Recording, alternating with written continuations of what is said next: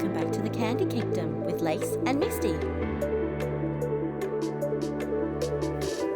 The Candy Kingdom is a podcast for littles and bigs, where we provide resources and support and a safe space to learn together.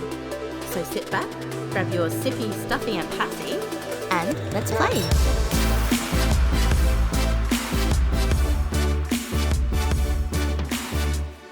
Hi everybody and welcome back to the Candy Kingdom with Lace and Misty.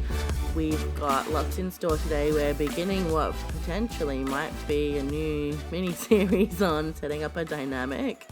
But before we get into that, Misty, what's in the news this week? I'm glad you asked.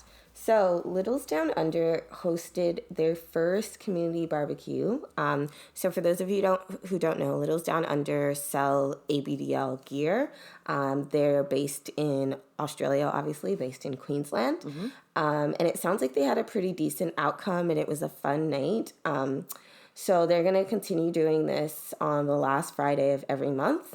And what they do is they also offer discounts, and it's a great chance to hang out with other littles and ABDLs in a space where you don't have to be discreet. They also have a Discord, which I got permission to link, so that'll be in the show notes along with their Twitter and their actual website where you can order from as well. So I'm really excited about that. I hope I can make it to hopefully their next one. So, yeah. Because you're not close by. Not right now, no, because yes, I am visiting Lace, which we would have found out in the bonus episode anyway. It's still exciting. Yes, very exciting.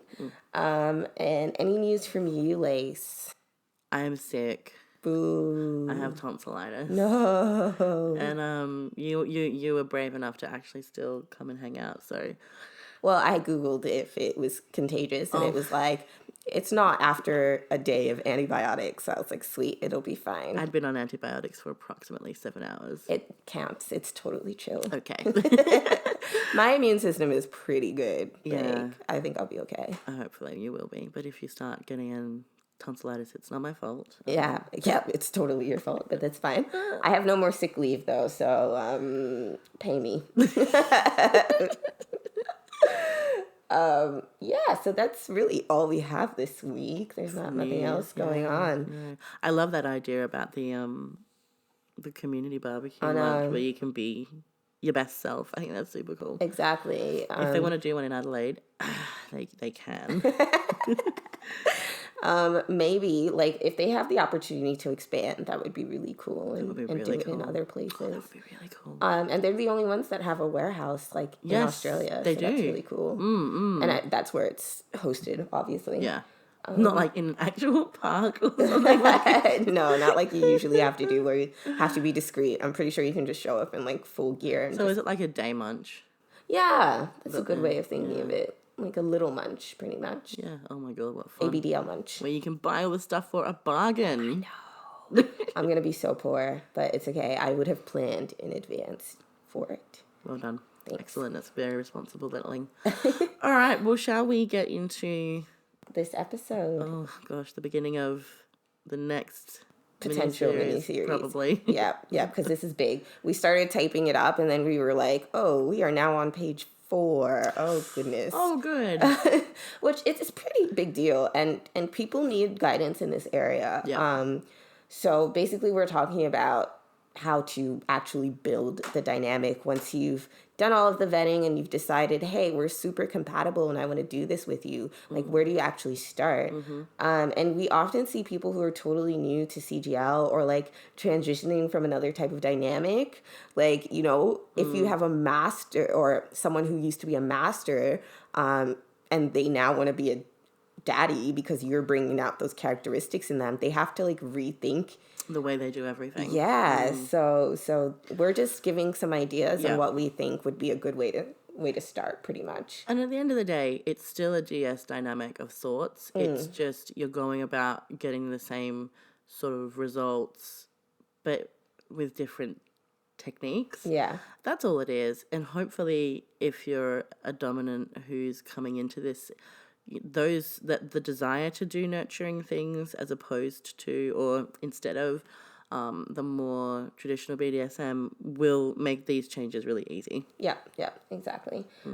So I guess the first thing that we're talking about is documenting things somewhere. It's a really good idea. This doesn't have to be a contract. There's nothing wrong with contracts. Yeah. But even just having somewhere where you're typing out these ideas would be really useful, especially if you have a little like myself who doesn't remember things or thinks that we said one thing when in actuality I'm misremembering. And if I have something to refer to, that helps. I just have to remember to refer to it, which is another problem.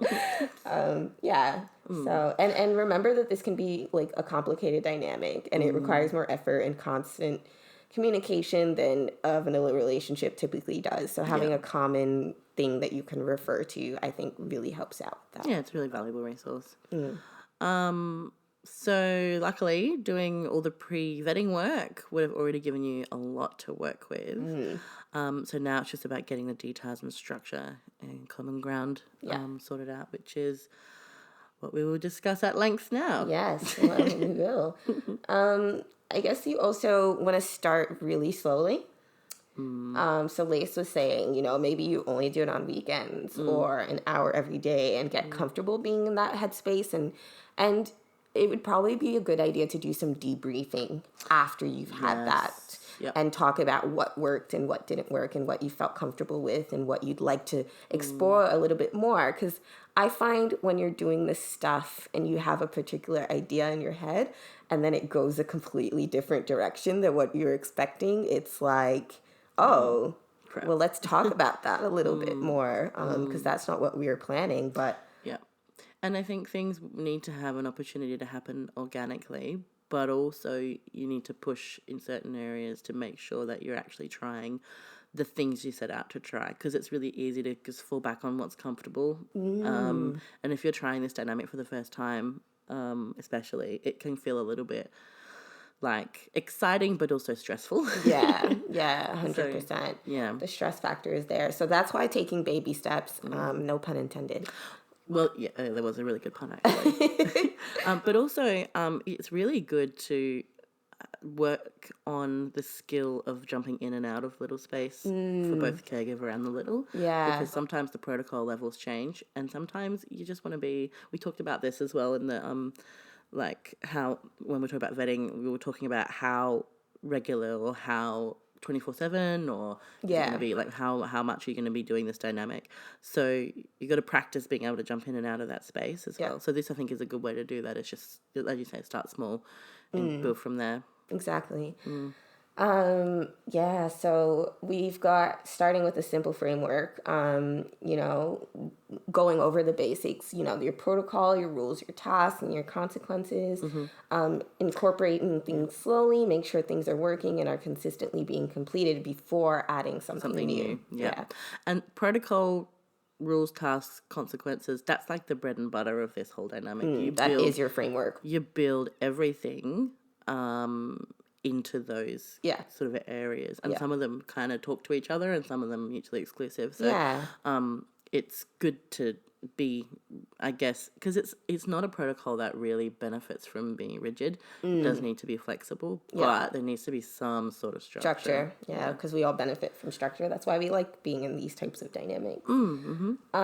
We've also got consider frenzy. So yes, this is more likely with the little because we're very excitable. But even the caregiver may be chomping at the bit to like get into this, and they've been fantasizing about it and bite off more than they can chew. So, for littles, this can look like wanting to try everything or wanting to be little all the time.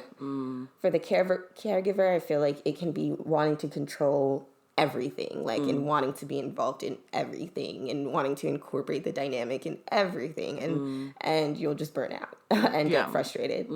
100%, that's right. Littles aren't known for being patient, so unfortunately it's kind of up to the caregiver to hit the brakes. And it can be, but it also is important for the little to be, I guess, aware and practice autonomy. I feel like it can sometimes happen that littles do kind of just jump into this dynamic and go, they just flop on the floor and are like, okay, your job now. Yeah. And it's like, well, actually, no, you have a responsibility to yourself and to your caregiver to be safe and be present in it as much as possible. And I know it's hard, especially if you're in age regression particularly, you sort of don't, your faculties aren't necessarily all with you. So it's really important to schedule time at the very least to sit back and think about what happened and then go from there, and make sure that you're not just jumping into this because it's fun and you like the feelings, because you need to make a concrete foundation. Yes, the foundation is so important, because I think there was a really cool post that I read that was like meat and potatoes DS versus like the sugary fluffy bits. Like when things get hard, it's the meat and potatoes that sustain you and keep you going. So I kind of like that as well. And it happens in all relationships, both in kink and vanilla, where the start of the honeymoon period wears off, and what you get left with is what actually matters in the long run. So so then we wanted to have a chat about things that you can do to help with facilitating that headspace. Like Lace was talking about how you can slip into it and practice slipping into it. So if you're the caregiver, you need to be prepared to indulge and be silly and be carefree, pretty much. Which can be a huge release. And it's an interesting dichotomy, as with pretty much everything in kink in this dynamic, where the caregiver is in charge, but they're also letting go. Oh, kitty cat was sneezing. He agrees. Where the caregiver is in charge, but they also get to let go. And be in charge of something that maybe isn't quite as stressful as what they're in charge of in real life, or like in their daily lived experience. So it's so lovely for that, and I think that's what we were talking about as well. What do the caregivers get out of this dynamic? And for a lot of them, it is that it's being in charge of something that brings them joy, rather than is a responsibility that's like a laborious 9 to 5 grinding sort of thing. Or at least I like to hope that it's like that for them anyway. No, I think it definitely can be. And it gives them a purpose. So, okay, so we've spoken about needing to be creative to keep your little occupied. We pretty much don't like doing, I shouldn't speak for all of us, but I know I don't like doing the same things over and over again. I like to switch things up, so you will need to like think outside of the box, and they can help you with this. Like the little can help the caregiver with this as well. But it doesn't take much to, if you know your little, which you should, just identify the things that make them excited. And we're littles, it's pretty easy to get us excited. We excite pretty easily. I think I saw a post the other day that was like, the daddy says, we're going shopping, and the little's like, yeah, shopping. And the daddy's like, why are you so excited? And she's just like, oh, because you said it in a way that seemed like it was exciting. So I got excited. Like, it's really sometimes that easy. It really is. And it's also really important to know that littles are watching you, and they are going to catalog your responses to things, which we'll talk about in a minute. But your enthusiasm or lack of enthusiasm toward a situation, they're going to mimic and they're going to roll with. So exactly. Yeah. So some of the things that we've thought about: washing your little's hair. I personally would never let anyone do this because I've got kinky coarse hair, and it's gonna get all tangled. But wouldn't it be so nice if you could teach your caregiver how to do that for you? That's true. I didn't think of that. I don't think they would like to, though, because it's a 10-hour job. But you never know, though. It would actually be faster because they're doing it and they can see, and whereas when I'm doing it, I'm just gonna yank that knot out and it's gonna be fine. Brushing their hair again. Picking out their clothes, super fun. It makes you feel just like really, Lace is doing the wigglies. And that's how it makes you feel. It makes you feel taken care of. And I'm their little doll that they're dressing up. Going into dressing them, actually helping them put their clothes on. Oh my goodness. The cutest thing ever. What else? Feeding them. Oh yeah, I saw like the airplane thing. Like that was so cute. Like Basically just helping them do big stuff. You know, tying their shoelaces, fixing their outfits, forehead kisses. forehead kisses are just, if you want to just get into that headspace, just boom. That's all you forehead need. Yeah, kiss. bam, there you are. Anything that brings out the nurturing feeling in you if you're a CG, and anything that brings out a need to be taken care of in the little. And that doesn't need necessarily to be big gestures either. I think it's just about finding what works for you. You might not like forehead kisses. Like you mentioned last episode, you don't like being called good girl. Yeah. I love being called good girl. So, it's going to depend on your little. Yeah. And don't be afraid to try things and then go, oh, that didn't work. That doesn't mean anything's wrong with you or what you're doing. It just means it doesn't work for you. Well, I've just thought of another one, like when you're crossing the street and holding hands. Don't forget to look left and look right. That's so cute. All right, let's not start freaking out. But really, that's what we mean by it is that easy. Like we're getting excited just thinking about it. Yeah. It actually happening would probably melt our brains. So that being said, you don't need the gear. It does help to have those things that remind you of the headspace and put you in the headspace, but you don't really need them. You can just... And we're talking about things like passies, stuffies, onesies, whatever else you're into. That being said, and we mentioned this just before, you can also try making the little gear yourself. There's lots of tutorials online. You can design things. You can be really creative.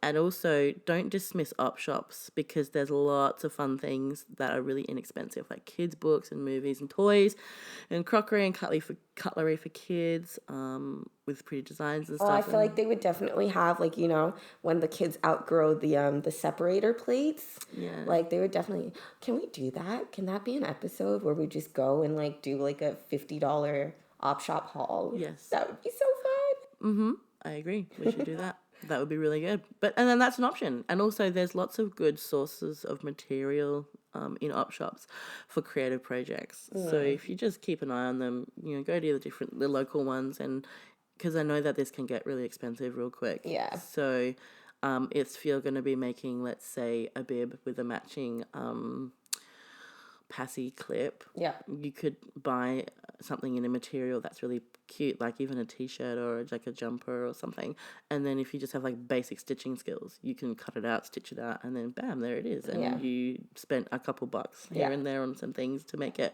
And I find it's always a lot nicer when you've done it yourself, but that's just me. I like that creative thing. Well, then I was just about to say, you've just come up with a task for your little then. Yep.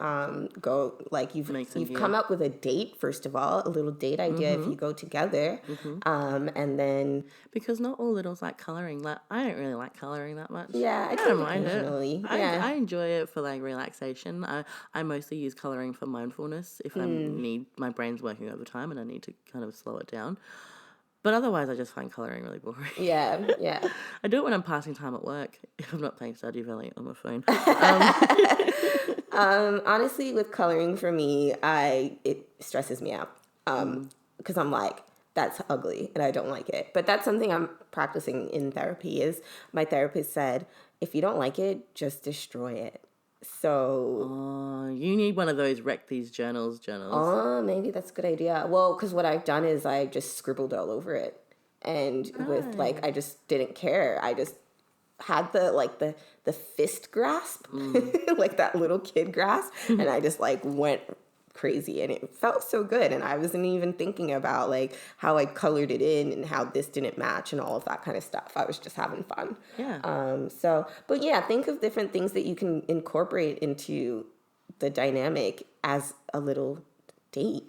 Because it's still a relationship and we still like dates and things like going to mini golf or to the park to feed the ducks. Or the arcade. Oh my gosh, I have so much fun at arcades. Like, there's like 12-year-olds around me, and I'm just like, no, it's still my turn on the basketball shooting thing and the clown shooting thing. And then you get the tokens, and you can cash them in for like candy or like little...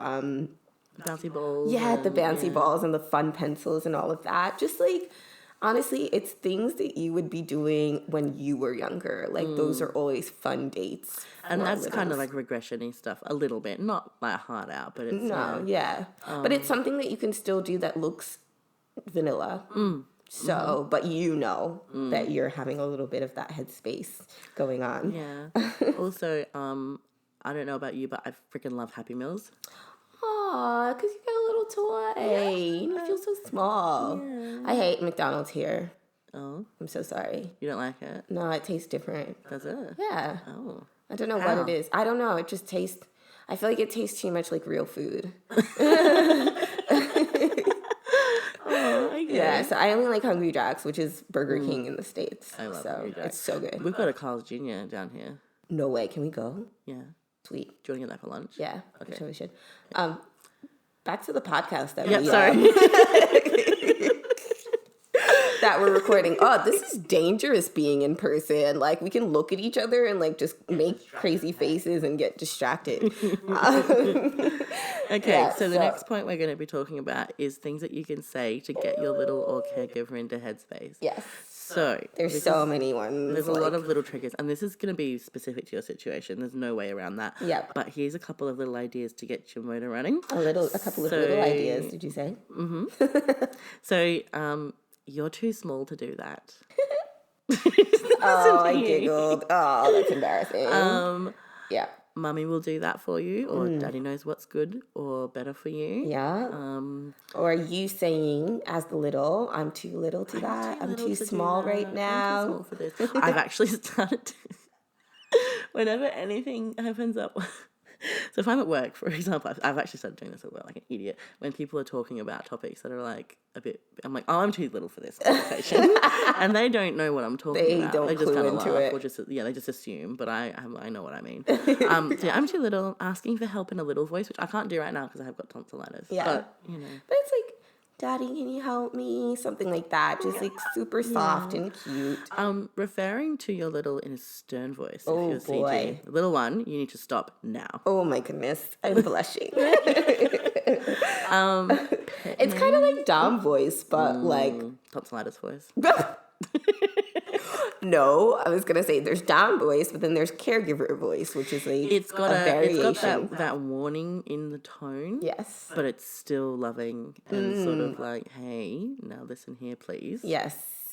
And I also like that as well.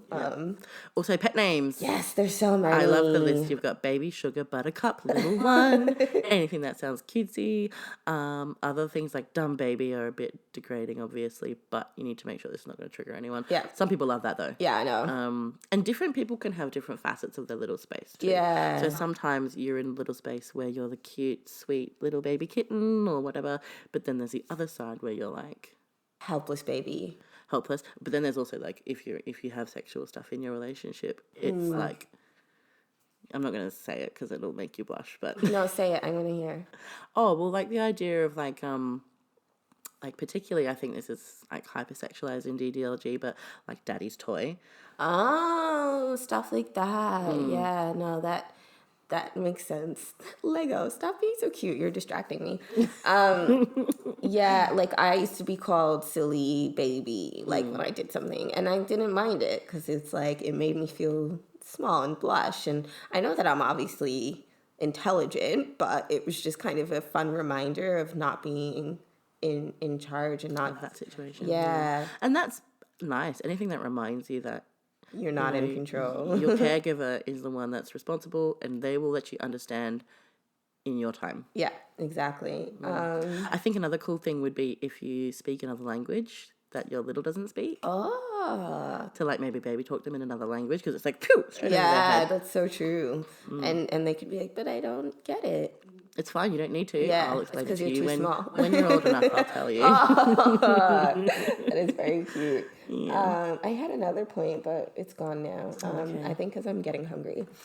You're just thinking about Carl's Jr., aren't you? I am. Do you eat savory food like that for breakfast? Like, could you eat Carl's Jr. for breakfast? Of course. I Oh, mean, see, bacon this is why- savory. This is why we're such good friends. Because I am a person who likes to eat dinner for, like, breakfast for dinner and, like, for breakfast time. Yeah. Eat just, like, whatever's Whatever. going. I'll eat curry for breakfast. Yeah. I'll eat, yeah. I've had a cold pizza, such a classic. Oh, that is a classic breakfast food. We're getting really distracted again. Okay, yep, focusing. So how to set rules. Rules. So, and this is really cool. Is this where we're talking about that post? Yes, we are. Okay. First we want to do a little warning. Don't give rules that aim to control things that are not controllable. So I saw a post where a little was being punished for feeling sad when her caregiver left. No, that's bullshit. You can't control someone's emotions through doming them. That just doesn't work. And I don't like the idea of, like, if you're little, is sad that you're not going to be, if you're leaving or you're sad, that's a good thing. It means they care that you're not there anymore, which means they care that you were there in the first place. Yeah. That's a valid hate point. this when DOMs, and this is like, I feel like a really big difference is like between CGL and DS or whatever, is like, I find that subs are meant to have a lot better control over their emotional responses to things, true. whereas littles are expected to sort of feel them all the way through. Yeah. And children do this as well. They tend to have a lot more of an authentic response to things. Yes. A lot more big emotions that they just express them in a really natural way. And it's a healthy way. Like it is healthy. I mean, I know sometimes it can get a little bit away when we have a tantrum and things are feeling big in a negative way, but that's still that's human. Just expressing an emotion in a physical way, and that's not a bad thing unless there's abuse happening. It's great. Dylan Moran, who's a stand-up comedian from the UK, I think he's Irish, he has this funny bit on kids, and he's like how kids they want sugar for breakfast, and you say, no, you can't have that, and so they synthesize these two things. Well, I hate you then. That's the next logical. I've actually done that. No, I literally just did that to the person that I'm seeing. Because he made me go to laser, and I really didn't want to go. And he was like, I wanted to take a nap. And he was like, you need to get up right now, and you go get to your laser. And I was just like, fine. But I just want you to know that I hate you. And, kids live an authentic life, They've always got a sense of purpose and direction. Another thing from Dylan Moran, because I love his spin on kids, he's like... Are we going to link this? Should we? Yeah, it's an interesting stand-up, but it's not like a little resource or anything like that.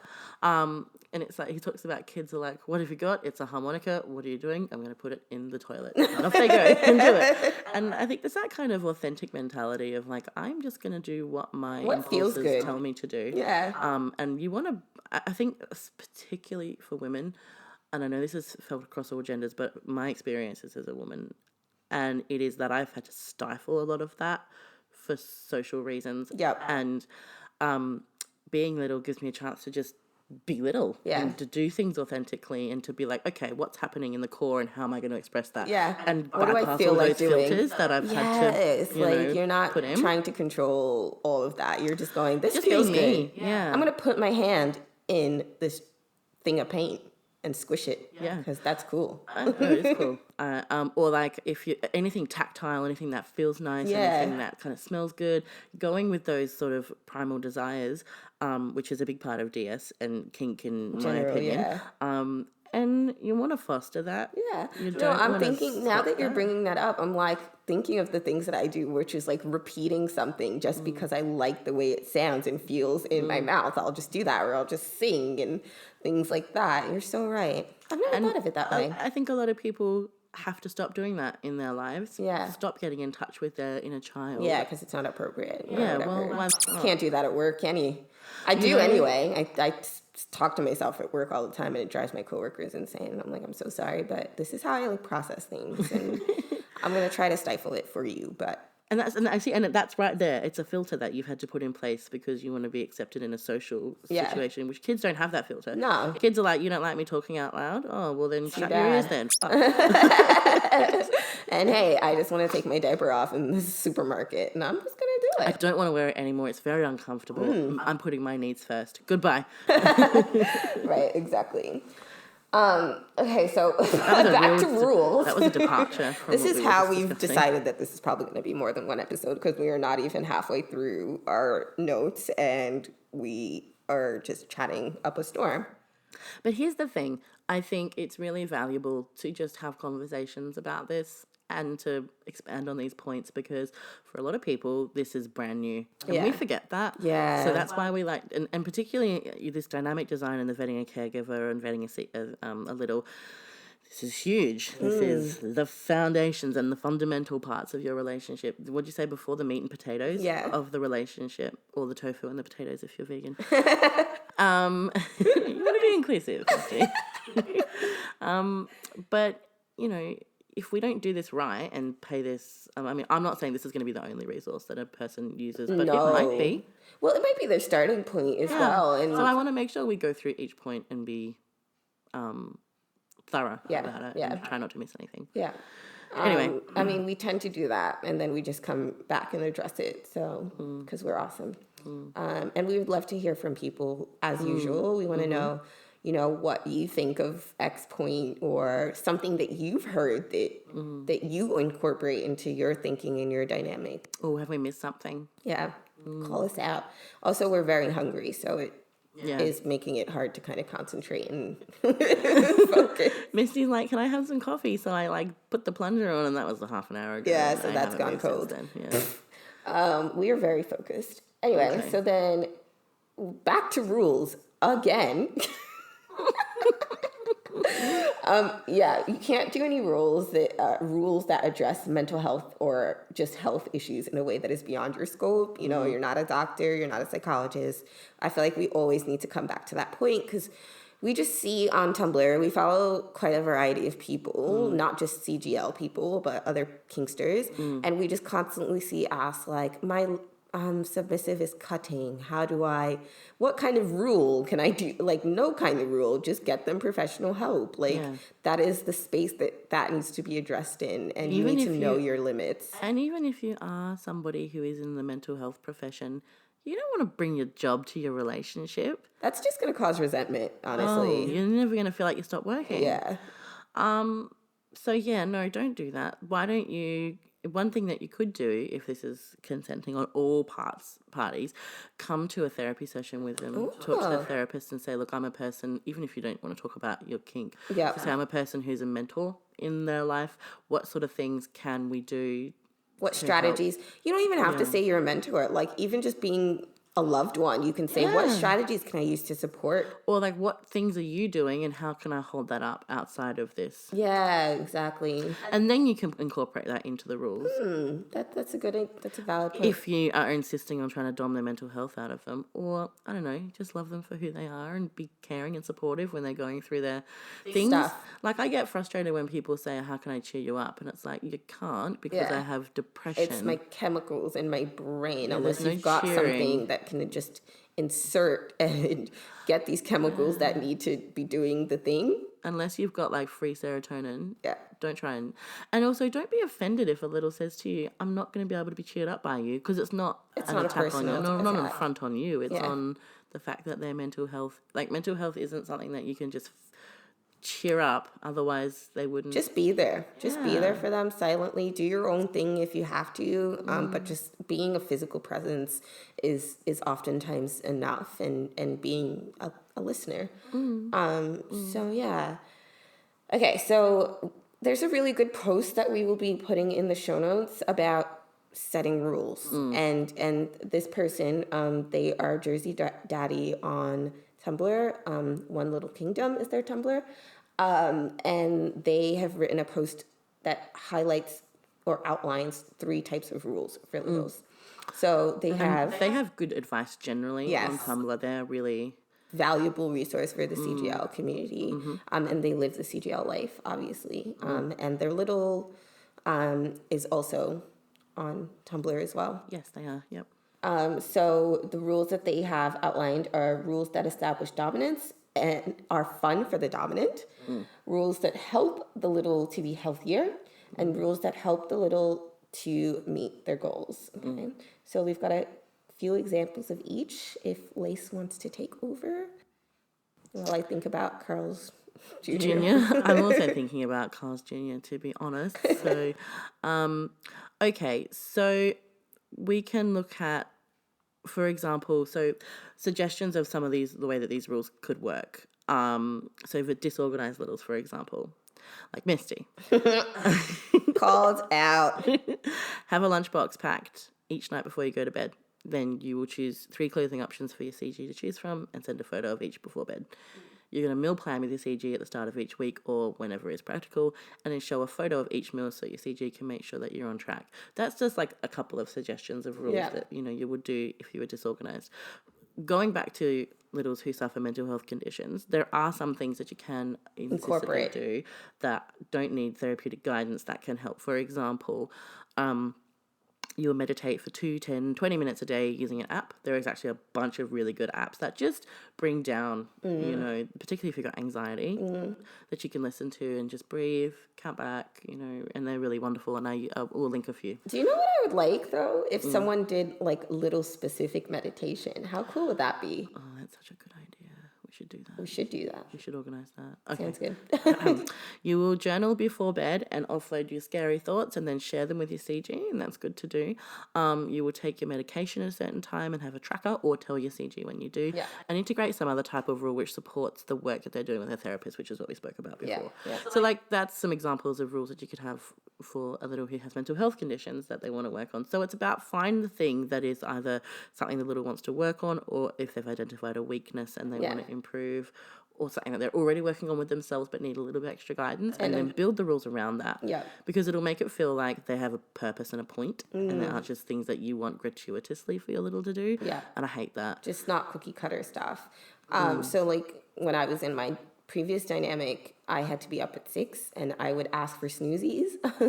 So I would get snoozies, but, like, it worked better when I didn't, because if I got snoozies, I would get up at 7 and then be rushing around and be back in the whole point is Yeah, you wanted exactly. to actually improve So- getting up earlier. Yeah, And so- to just have all the leniency in the world. Exactly. So leniency can be important, but at the same time, you've got to set the boundary.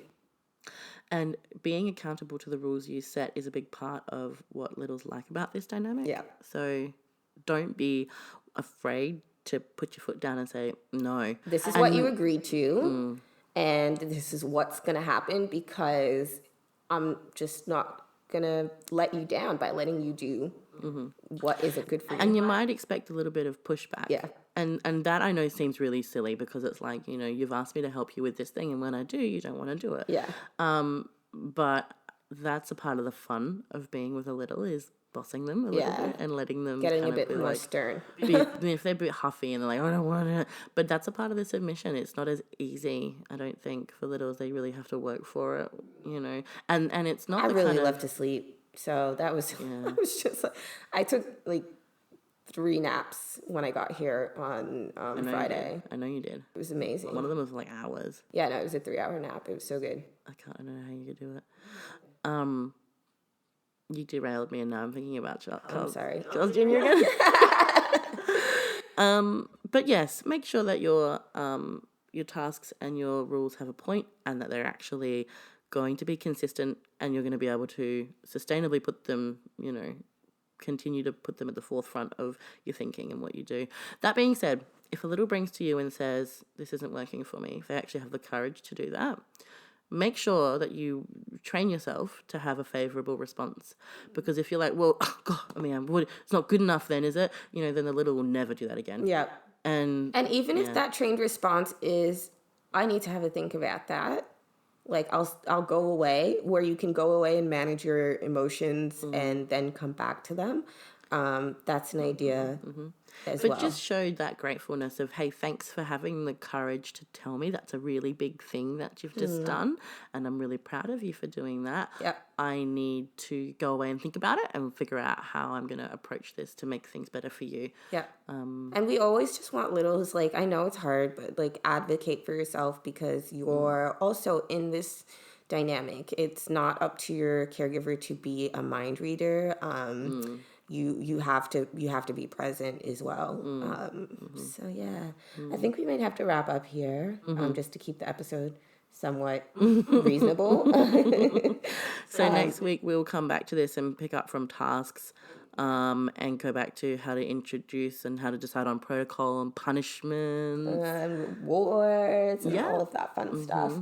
And I think we should talk a little bit about how to do this sort of stuff online. Yes. Because that's a huge thing that is quite prevalent. And you do that usually with apps and Yeah. things like that. Thank goodness for technology. Like, Oh, I know. how did people do this before? no You could idea. like Skype and stuff, and Skype was such a huge part of like my online dynamic. Like we would fall asleep together on it, and we so just have like cute. our 8-hour Skype calls and things like that. So Lovely. really Okay. nice.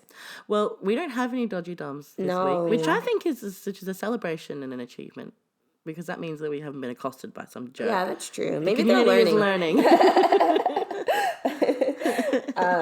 Yeah, so as usual, thank you everyone for listening. We hope you enjoyed the episode. Please give us feedback, subscribe to us, leave us reviews. We just want to interact with our community because we love being part of it, and we want to hear what you guys think about the stuff that, you know, we're saying. And if you have any questions, feel free to contact us at the Candy Kingdom on all of our social media. The links will be in the show notes as usual. And yeah, so have a sweet week. Yeah, we're going to go get Carl's Jr. Yes, we are. So excited. And oh my gosh, can we get it delivered? I don't think that they do. All right, so we actually have to leave the house. Annoying. Anyway, have a sweet week, and we will catch you next time, Candy Crew. Bye.